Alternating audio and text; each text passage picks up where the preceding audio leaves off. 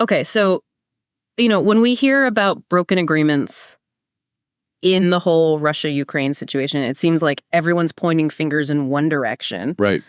But we're going to kind of flip the script today. Yeah. We're going to look at some pretty interesting historical stuff and see how the argument goes that maybe Ukraine was actually the first to kind of step outside the lines of some important agreements with Russia. Yeah, we're going to try to put aside our preconceived notions and look at the actual treaties and agreements that are in place. Right. And then look at the events that unfolded. Yeah.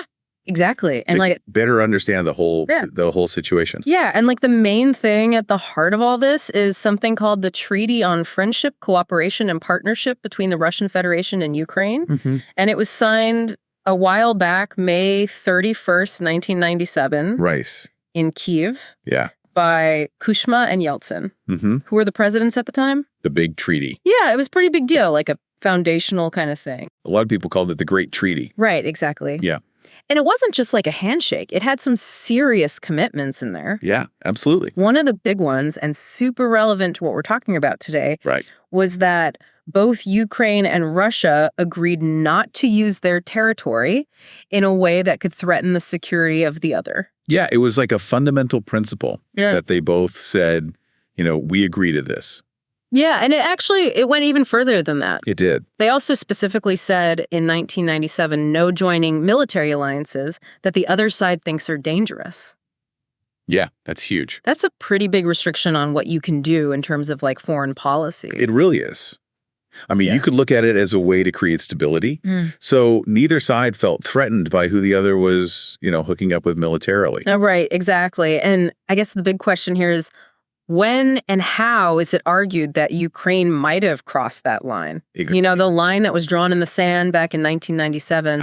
And to understand this, we kind of have to rewind a little bit. Mm-hmm. Think back to 1997. This is when President Clinton gave Madeleine Albright the go-ahead to start bringing Poland, Hungary, and the Czech Republic into NATO, which happened in 1999. Okay. So this is all happening in the background. Right. And Yeltsin, seeing NATO potentially moving eastward, was looking for ways to kind of protect Russia's security. Right. So you could see this treaty with Ukraine in 1997 as a strategic move to make sure Ukraine at least wouldn't become part of this expanding NATO alliance. It's like a buffer zone. Exactly, a buffer zone. So let's jump into the first alleged violation by Ukraine. Okay. The claim is April 4th, 2008. Mm-hmm. What happened on that day that's considered a breach? So on April 4th, 2008, at the NATO Summit in Bucharest, NATO released a statement saying that Ukraine could potentially join NATO sometime in the future. Now, from the Russian perspective, that statement alone was a violation of the 1997 treaty. Right. Because it said you can't enter into military alliances that the other side sees as dangerous. So it wasn't that Ukraine actually joined NATO at that point. It Right. was just the fact that they were considering it. Exactly. And that NATO was open to it. Mm-hmm. That was enough to be seen as a violation. Yeah, so Russia probably felt like even the idea of Ukraine possibly joining NATO was a huge change to their security situation. Right. Especially since they share such a long border and have such a long history together. Right, exactly. So they felt like that went against the 1997 agreement, even if it wasn't a direct violation of the words. It violated the spirit of it. Exactly. And what's interesting is even after this pretty big announcement in 2008, the Treaty on Friendship was still in effect for a while. Oh, yeah, for a long time. Yeah, it was legally binding for another 11 years. Wow. It didn't actually expire until March 31st, 2019. And that's because the president at the time, Poroshenko, decided not to renew it. Right. So let's fast forward to the summer of 2021. Okay. This seems like another important point in the story of Ukraine maybe breaking agreements. Mm-hmm. What happened then? Well, in the summer of 2021, Ukraine participated in 3 different military exercises with NATO forces. Okay. And all 3 of these happened on Ukrainian soil. And these are seen as further examples of Ukraine breaking the 1997 treaty's rule against joining military alliances that the other side sees as a threat. Okay, so let's break these exercises down. All right. The first one was called Seabreeze. Mm-hmm. What was that all about?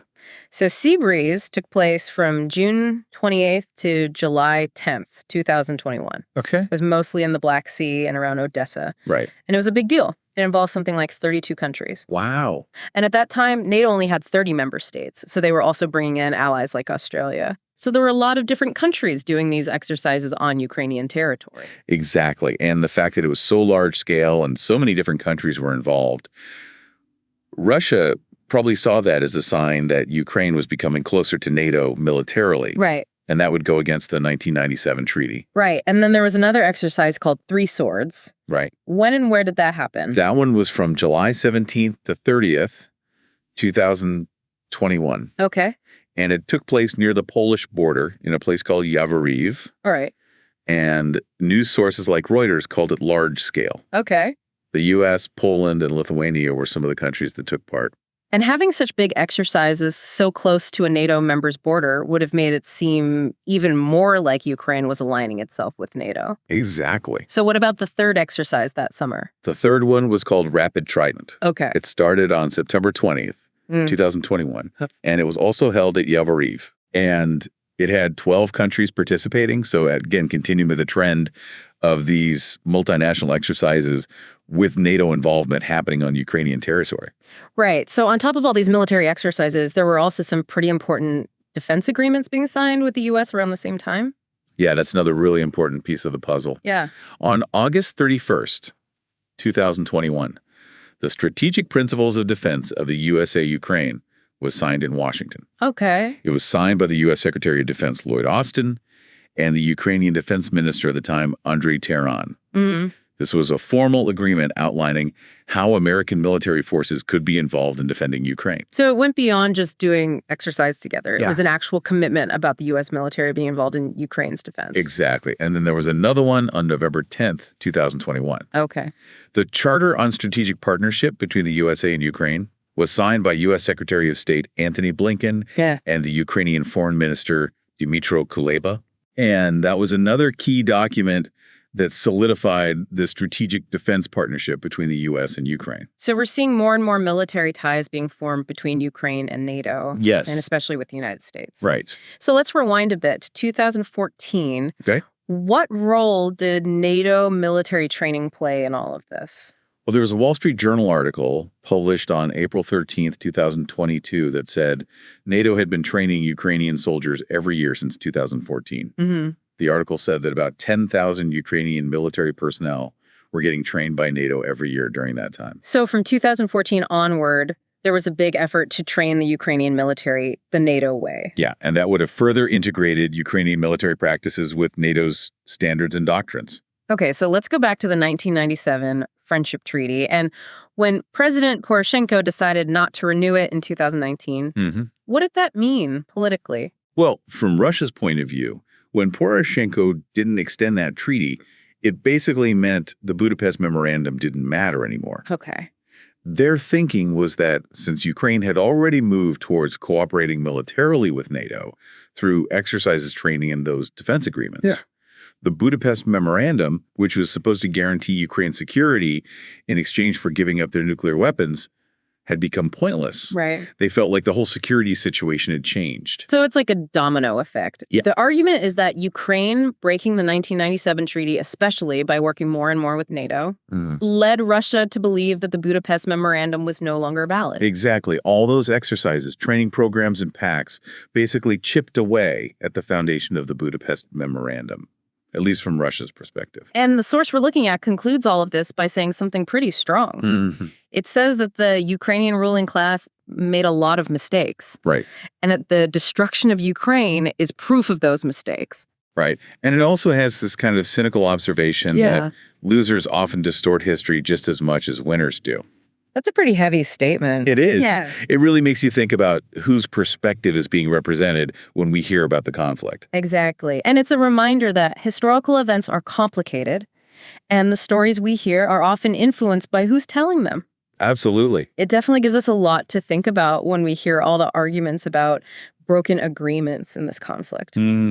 It's a perspective we don't always hear in the mainstream media.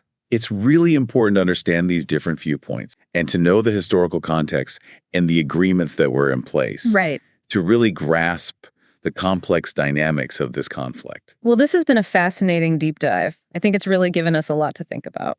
Yeah, definitely. Make sure to subscribe to our podcast on Spotify, Apple Podcasts, and YouTube. We are here to make things clear. New episodes every day.